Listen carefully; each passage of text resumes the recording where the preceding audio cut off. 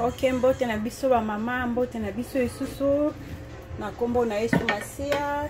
Merci Seigneur Jésus pour la rencontre en na mukola lelo. Thank you Jesus for your day. And hi mama, I'm coming again to you to say hi in the name of Jesus Christ. Because Jesus Christ is the one who give us his breath. Yango na lobi merci Seigneur Jésus Christ pour la journée lelo. Na umelete ba mama nazaki nazosala lelo pondu ya pondu madesu. Oh babengaka chaka madesu. I'm gonna cook. I'm gonna show you guys how do cook my cassava leaf with beans, which is in Lingala chaka madesu or pondu madesu. I got here my already cassava leaf. I already mix it. Nazali yana pondu na ngana sina nika ki mama na nika ki yango na cheki ndembi na ngai, na cheki celery na ngai, na cheki matungulu na che ai. Na kenda na cheki concombre na ngai, na cheki poivron na ngai, na cheki aubergine na ngai. Voilà na kati ya pondu na ngai o nazoloba. Naza na madesu na ngai déjà ici na tokisaki, na cheki vraiment ba ingrédients ebele arate. Parce que na ebi na madesu kuna na ngami ba ipisa kotuta o ezalaki ka ba symbole ya biloko na lakisaki bino oyo yango pe na cheki kuna kati ya madesu leta ezotoka etoka nzela moko kobosa ati na za toujours na bitita on otokisa madesu na to kena tokita madesu na let's go. Oui mama, madesu na ngande na lobaki ona olamba chaka madesu. Here mama, here my beans. I'm gonna mix with cassava leaf. Probably you never tasted, so you never know how to cook it. I'm gonna show you the way Christella Mbaya usually cook cassava leaf with beans. So ba mama yangoyo madesu tongeza déjà prête pour na kolamba tozo. Oui ba mama na baki pour na bise koza bongo te moi oyebaka moi ponda madesu boye bonga moi poisson pembeni obe mwaka pembeni elo nyoso pembeni obe soso na la préférence na sa Thomson na ngai ya kokalinga ba ingrédients na ngai o etikali yango na kotuta pona pour Thomson na biso déjà ya pondu et c'est koti kuna eloko na ozango besoin koza peut-être kaka oignon oyo alors na kata ni na biso pour ma pondu na biso madesu to kotika est-ce qu'on a besoin ya mafuta oignon na cube. Voilà donc on est comme prêt na ok est-ce que koza pondu na ngai lokwa madesu eza déjà eza lo elembi madesu ese elembi mais elembi makasi te po ya ko mabodote nazo sa pondu na ngai siko nazo tchango na se pondu na ngai na se madesu nanga likolo tolandi mama. Let's go jump in. I'm gonna mama was saying this ingredient is gonna be with my fish. You can eat your cassava leaf with any type of fish or smoking fish or everything you could like, but for me I prefer today to show you how I'm gonna have to cook to eat next with my cassava leaf and beans together for sure. So that's why I'm trying to tell my people in Lingala, and I have you can cook you can eat with everything. So let's go jump in mama, go mix cassava leaves and beans together. Let's go jump in. Oui mama, pondu nanga yangoyo na sina chia na kati ya njungu na baloli na zui madesu yanga na che pembeni na zui madesu pondu nanga na tie na se de façon que madesu e mata likola ya pondu sinote soki te kwa ko madesu ezana se ekolemba isu makase kokoma bodo. I was saying mama, in my pondu, let me go back to English people. In my pondu I did put what can I say, I did put garlic, green onion,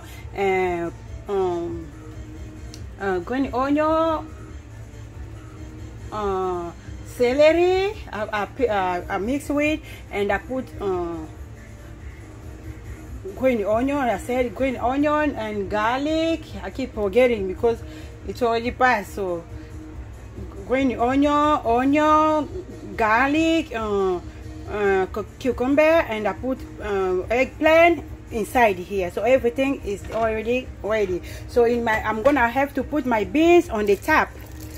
Moni mama madesu nanga tie likolo de façon que comme vraiment bordoté. Yeah, that's the way I'm gonna have to mix ndebo ngala lambiraka. Ona ebike ba mama ebele ba ebi kolamba ponda madesu yo me oyo ndenge Christella Mbaya alamba ka ponda madesu na ye na koki ocha mwa mai muke. We're gonna just add a little bit water so our cassava leaves can can be soft too like beans. We're not gonna put a lot of water, okay? So yango na tie na madesu na ngai pe ezaki dia na mungwa. My beans I did put salt on it. So tokoke ko finikango and de tolandi. Let's go jump in ba mama. Tokwa ko checker après quelques minutes total ezo toka malam te nde to sote kuna na pondo. We're gonna come back later mama to come check to our cassava leaf we mix with beans, and we're going to jump in the fish to get our fish and season it. So let's go jump in over there. Yes mama na ngai na zwi siko na keko zo ndembi na ngai na tina kata liboka na ngai ndembi na ngai na kata liboka na ngai na zwi celery na ngai na tina liboka na ngai na ase mama I'll just get green onion. I put in my mixer, and I get traditional mixer, which is this one, and I got celery also. I'm gonna have a cup of onion to mix, and I'm gonna have my garlic for my fish. Oh na just upon a bit. I'm gonna have my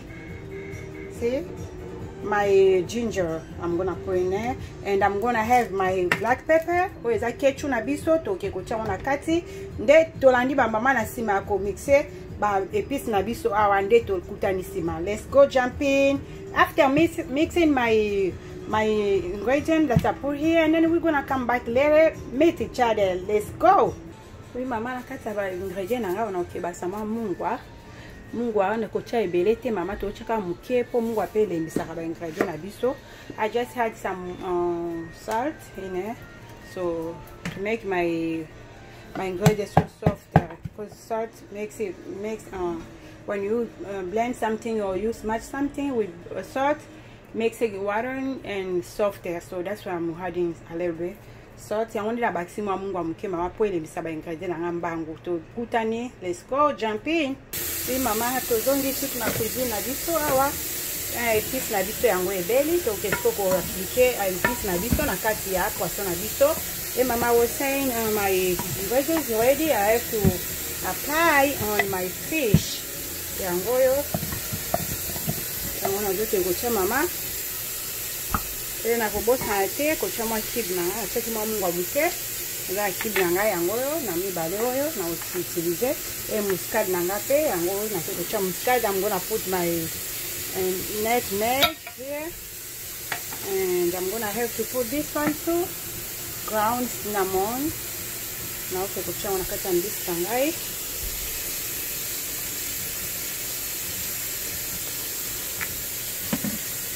yango mama ka muke. I just put a little bit yango put na nga oyo na kocha yango, and I'm gonna have to mix everything together. I got my lemon here.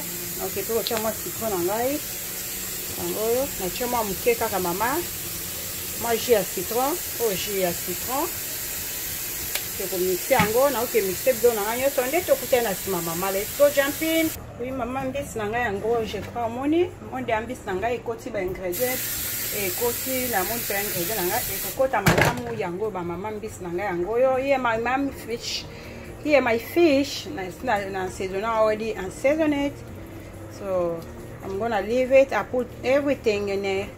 Na tie loko nyonso faki kota cube na ngai pe na tie vraiment loko nyonso to kopesa ngo 1 heure ngala pesa ngo 1 heure ou 45 minutes le ta ekotaka bien mungo ekotaka bien lo nyonso ekotaka bien yango yo. Nazoki kozwa siko to zonga la pondo na biso ba mama. We going to back to our cassava leaf with beans, and I got some fish nga kumambi sebelese na kata ba légumes na ngai na ngatena kuta ba mama ko ebele. Alors na préparer ki kama mbisi nga koka muke ona okekocha kuna. You can put everything you want in your cassava leaf, but for me I choose to put smoking fish yango nde nayoka kango bien par rapport à ponu nanga madesu na kati kuna. Let's go to jump kuna ba mama kobosa te mama naza pe na huile na ngai, huile de palme na ngai, mafuta mbila na ngai mama. This is red oil which is gonna go with my cassava leaf, but it's not ready yet. It's not okomi na opembeni te toke kotala ngo. Let's go jump in. Oui pondu na biso yango ba mama ezali nanu ngai yo na kezwa mbisi na ngai na kiko chambisi na ngai na kati etoka eza nanu tokoyeba pondu na biso soki elembi wana mai ediminue totiaki yango mai ebele te me yango moko mpe ezalaki na mai madesu mpe ezautaki deja na moto to eza na mwa mai tokotika yango mai wana ekauka na mwa moke tokeka komeka seulement mungwa na biso soki ekangi na madesu to na pondu nde tozongi lisusu bamama let's go jumping ye mama nde tozongi kotala pondu na biso bamama totala yango totala niveau nini ekomi yango pondu na biso ekomi tokoki mpe kokausa yango mai nyonso te mpo tokolia yango na loso mingimingi pondu eliamaka na loso kolia yango na kwanga na fufu mwa rarement nayebi te me biso tokolia yango na loso na biso yango tokokende sikoyo na etape mosusu ya suka kozwa mafuta na biso kotia na poire mama oseye my cassava beans. That's the name. Cassava beans. It's ready now to put oil, and I'm gonna go get my pan to put oil on the stove. It's gonna be ready. Let's go jumping by mama. Nde nakeza kwa na biso. Ye mama pondu madeso tokoloba te ke totia mafuta mingi te pondu madeso mama. Ebongaka na mafuta yango tozotia mafuta na biso totie ya mbila na biso tozozela mwa moke ndenge alamba pondu madeso na ngamba mama nakozela mwa mafuta na ngai echamuka mwa moke po eza mwa mafuta mbila to olobaka ke ezobimisa fulu po ozela ti fulu wana echamuka voilà nde nakozwa siko mafuta na ngai après avoir mafuta na ngai ekochauffe mwa moke kaka mpona longa mwa sola mbila wana après avoir kochauffe moke nde nakoki kotia ngo sikoyo na pondu na ngai. I'm gonna wait a little bit mama, just my oil to get a little bit hot, and then I'm gonna have some I'm gonna put in my cassava beans.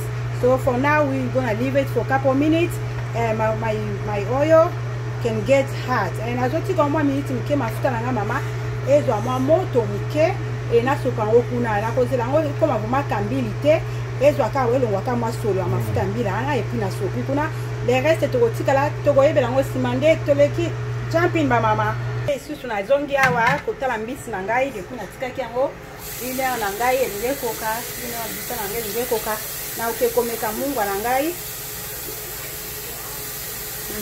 mungwa mwa mke kuna basesu mwa mke tokotika ngo susu mwa quelques 15 minutes alina te kokalinga ngo nde tolandi ba mama let's go jumping.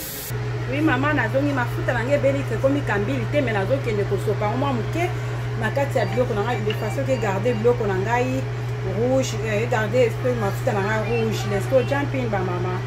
Oui mama mafuta na biso yango totiki mwa ndambu na moto totiaki mwa ya ebele awa na kati ya pondu na biso ya madesu.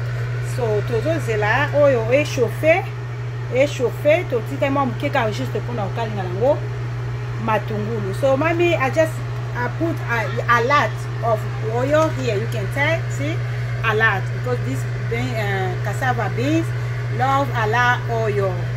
So I left a little bit. I'm gonna fry my onion. So let's go jumping ba mama tokutani apo mafuta biso kozwa esu mwa moto mke tokalingi matungulu na biso nde tokutana sima. Let's go jumping. Oui mama ndenge nazongeli biso ta mafuta ya biso ta onaba mafuta ya biso échauffé donc mafuta ya biso ekoma kambili mwana nyonso akina yebi mama nyonso akina yebi tant toloba kambili donc mafuta mbila ebaluki na oil.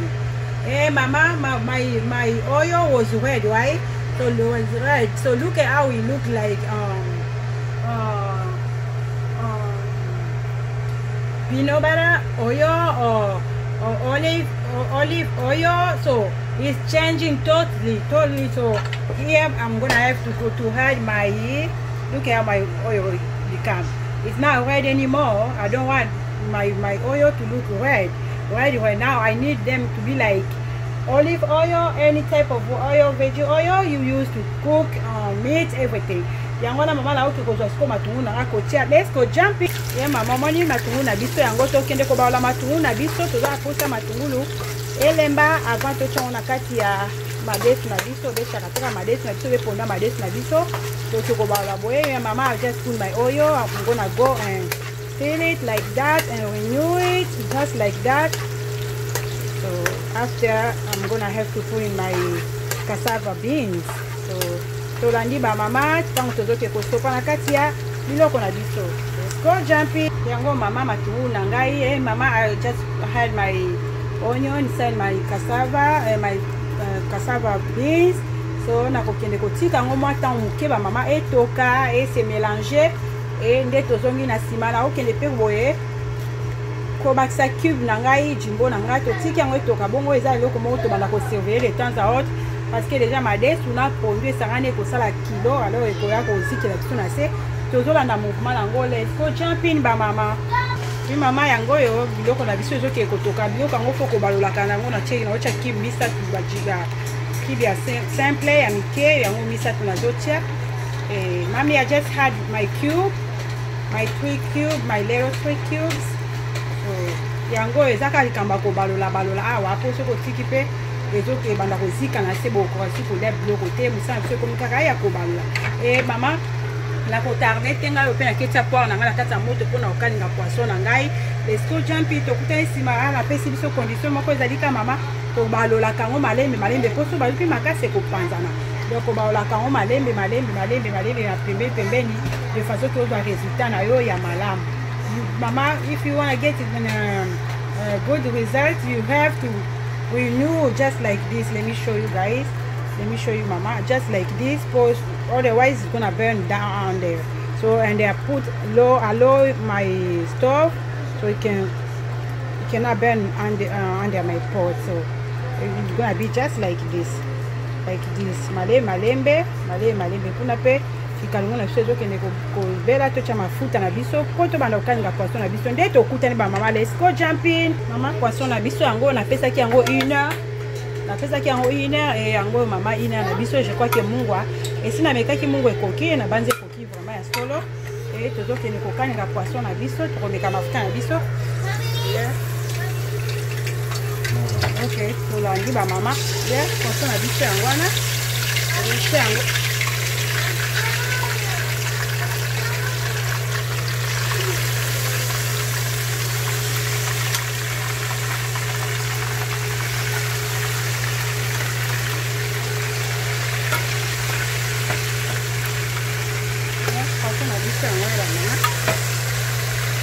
yeah, my fish mama, I'm frying my fish right now. Yeah.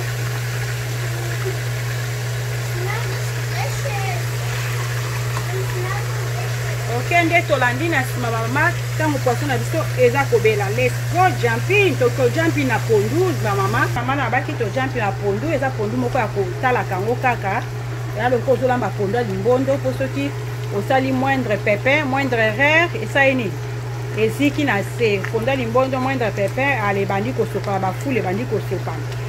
Eza ndenge mona pondu ya madesu kaka boye malembe po pe madesu yango ekoma poto te surtout ba madesu na bango ya awa.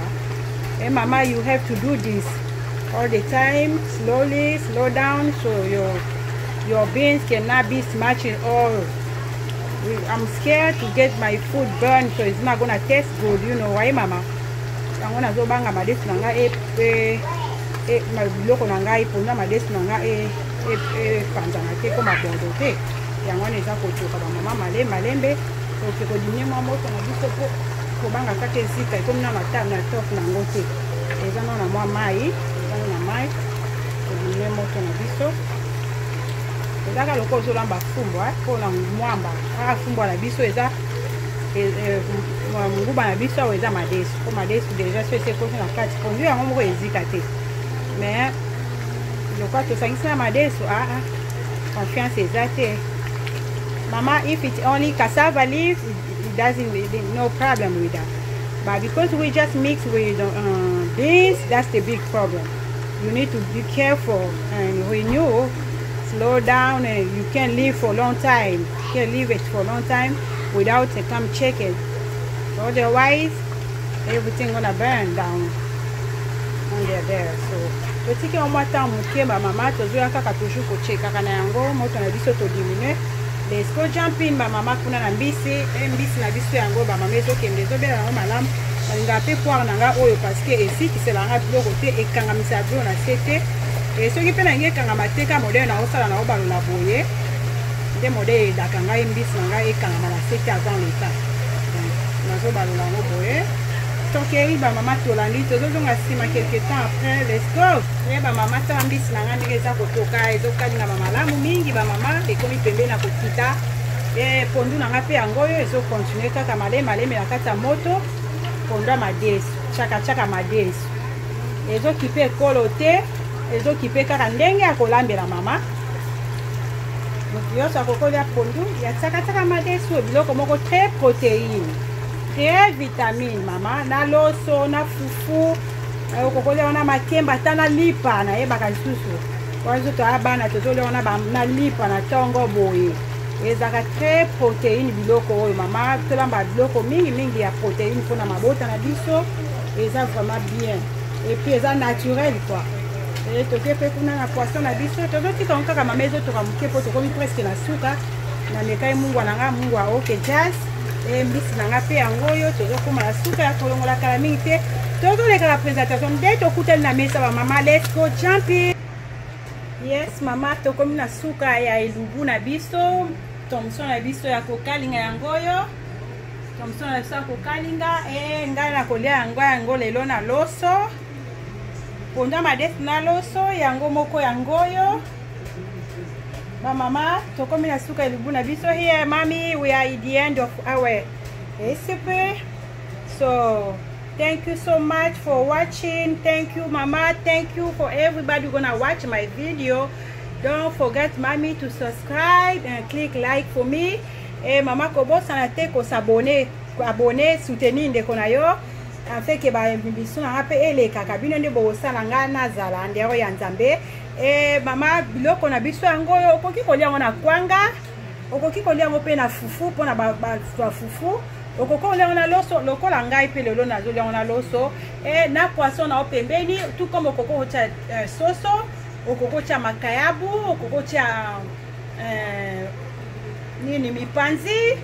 Mama in your food cassava beans you can eat with like me with rice. You can eat with kwanga which is African, every African knows about it, and you can eat with fufu also if you want, with banana plantain if you want. So next you can have your fish just like me, or ribs, or you can have chicken, everything you want mama. Here I'm at the end of my video mama. Now thank you so much, merci mingi pona kotala nde tomona ni prochainement soki yesu masi aete mama. We're gonna see each other, or we're gonna hear from each other next time if our God didn't come back. Okay, see you, bye bye, love you, bye.